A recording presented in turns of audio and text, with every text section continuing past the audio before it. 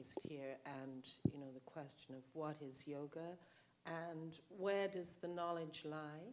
And there are obviously people in Toronto itself with a lot of knowledge on all spheres, but a lot of people who are yoga teachers who don't know what they don't know and don't even know where to start looking for it. And people who are inventing things, and I think being creative is very good, but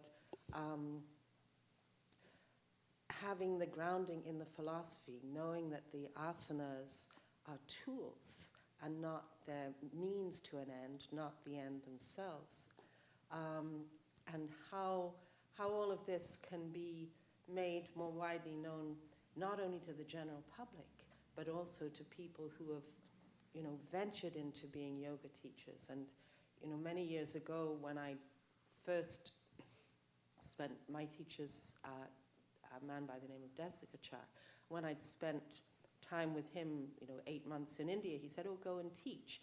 So, I was very young, and I learned a lot from teaching very early on. But that, made me realize, I have to study and have to learn more.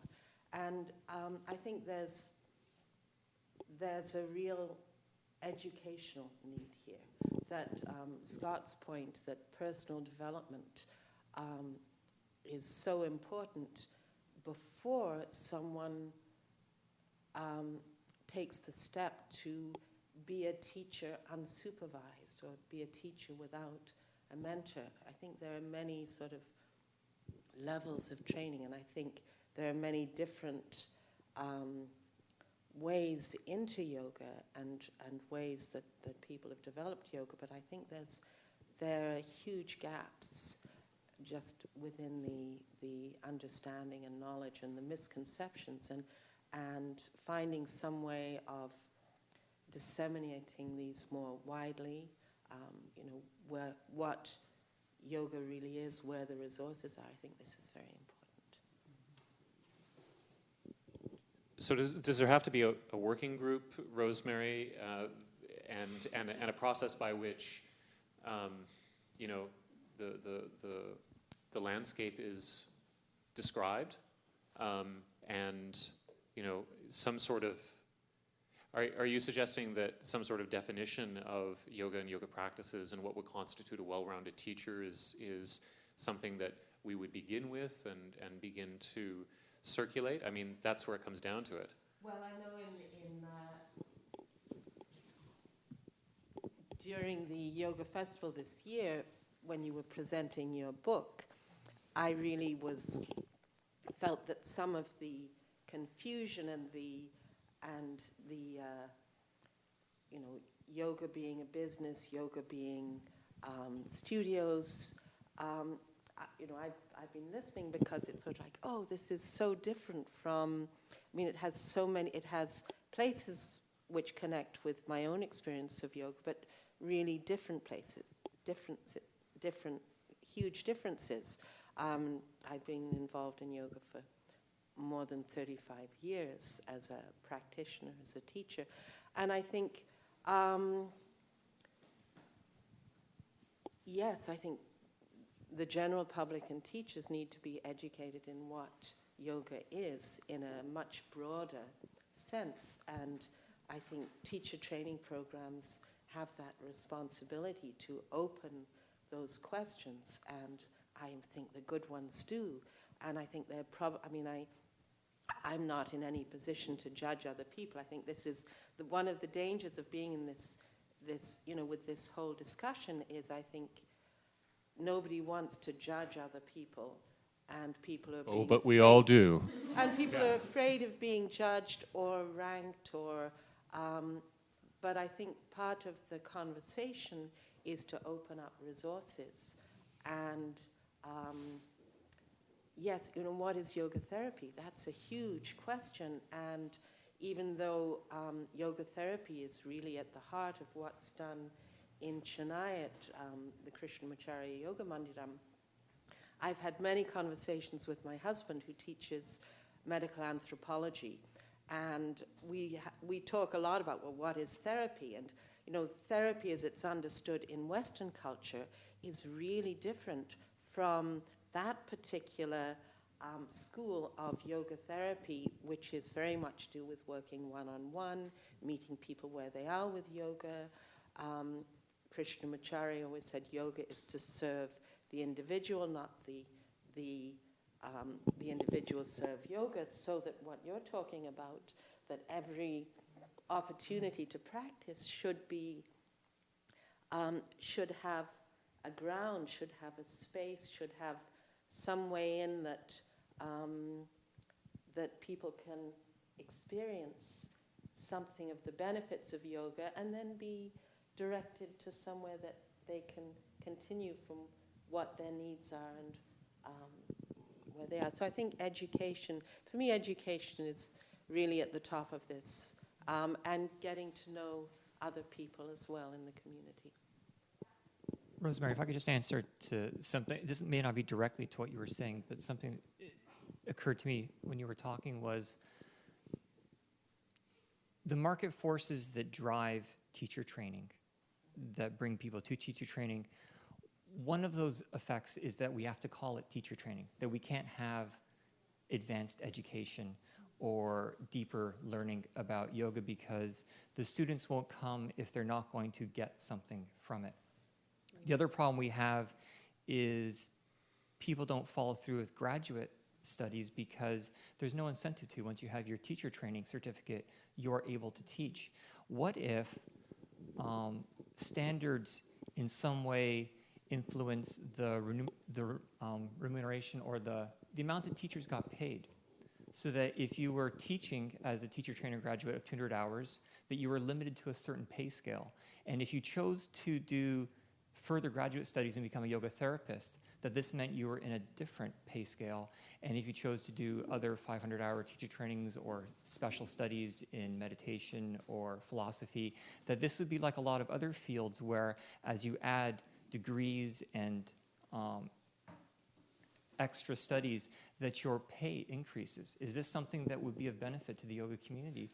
Because, you know, let's face it, this is to a certain degree a business, and yeah, would this encourage people to study more and to... But who pays? I mean, I don't run a studio because I taught many years at York University, and I got tired of teaching 80 people. You know, I started with 20, 30, 40 in university classes, and they went up. So I thought, no, I'm going to run my own program so I can teach a group class of 10 to 14 people. I can teach one-on-one. Yeah. I can have a small yoga teacher training program and not advertise widely because I don't want people who want to come for, a weekend course, or, you know, come and try me for a week or two and then go off and try somewhere else. I think if people are really serious, they should land in a tradition or a particular culture and grow there, because I mean there are all kinds of different ways into this tradition, and I don't think money is it's not why I teach, and I teach young people at Hart House at U of T for way less, the money is not equal to what I'm teaching. The money is important because it's my livelihood, but it doesn't determine why I teach one thing over another aspect of yoga. While I'm sure, while it is your livelihood, is it safe to say that it's a second livelihood? I mean, for you, at your point, at your particular point in your career, is it a second career? And are the pressures that younger teachers speaking about, are they going to be different in a way, do you think?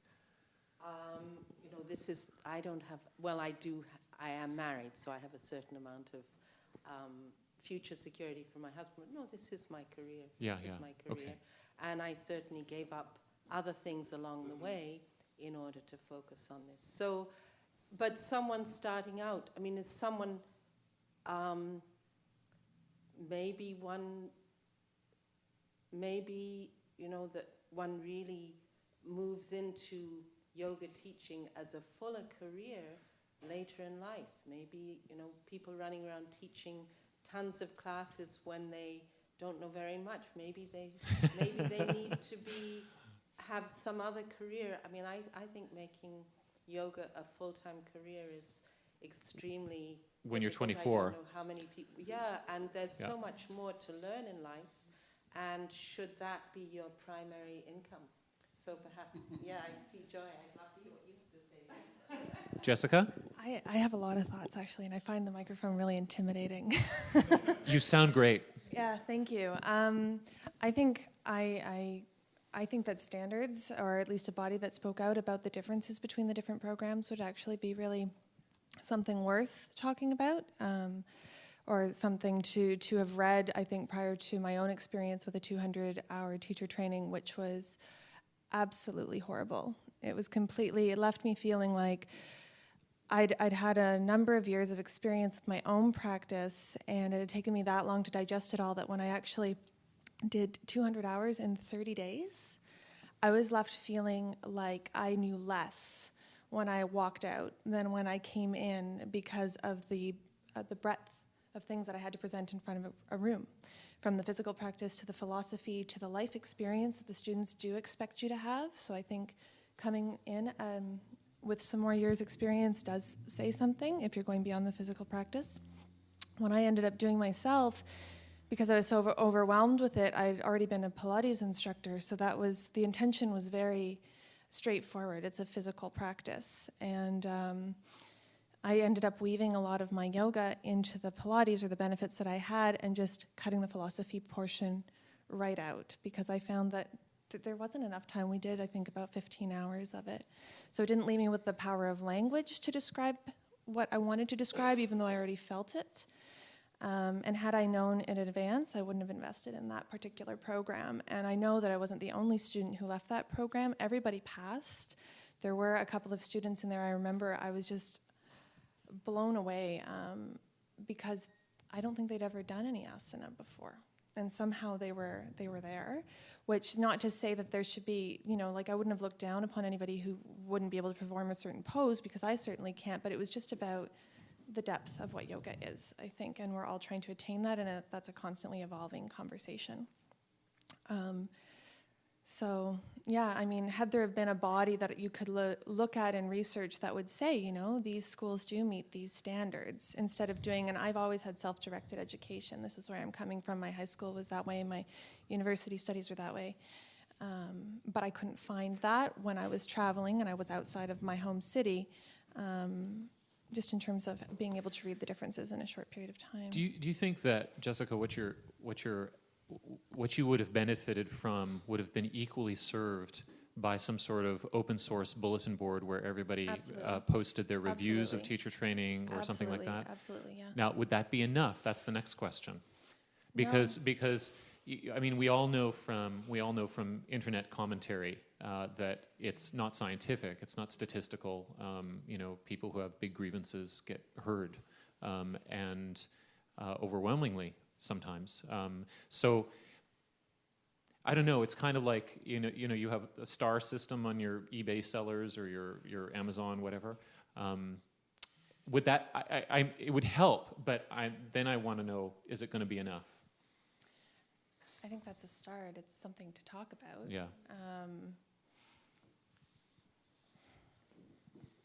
I'm just trying to think too. I mean, just being left empty-handed after teacher training, and why I ended up going back towards Pilates was because I was more supported as a professional within that realm. I was mentored. I had peer review. I had master teacher classes. I did work at a lower pay scale because it is, or was, now that it's become so popularized, and they too have had their schools split between the authentic, which doesn't mean classical, but just looking more into the therapeutics